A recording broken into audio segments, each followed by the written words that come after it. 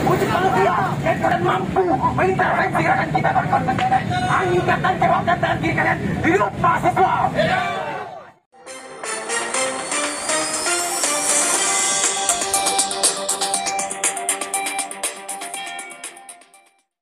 Mahasiswa HMI demo depan kantor DPRD Sulsel, tolak pembelian bahan bakar minyak melalui aplikasi My Pertamina di Makassar.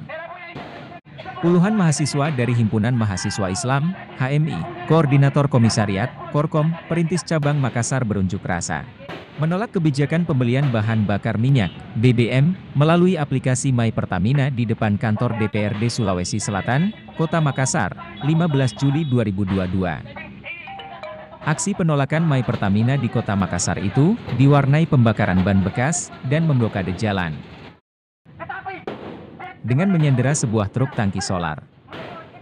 Mahasiswa memaksa ingin bertemu dengan pihak anggota Dewan Sulsel. Namun, keinginan itu tidak dapat terlaksana lantaran seluruh anggota Dewan hari ini masih berada di luar Kota Makassar. Tak kunjung ditemui anggota Dewan, mahasiswa lalu melakukan perusakan pada bagian pintu pagar besi DPRD Sulsel dengan menggunakan batu dan berusaha memanjat pintu pagar setinggi 4 meter. Ketua Bidang PTKP, HMI Korkom Perintis Cabang Makassar, Marlin Wijaya, menilai tidak ada keadilan dalam strata sosial dan menolak keras kehadiran My Pertamina, tegasnya. Mahasiswa menilai, hadirnya aplikasi My Pertamina untuk pembelian BBM sangat melanggar Undang-Undang Nomor 1 Tahun 1970 tentang keselamatan kerja. Penggunaan handphone di SPBU sangat berbahaya terjadinya kecelakaan kerja, termasuk para pekerja dan masyarakat.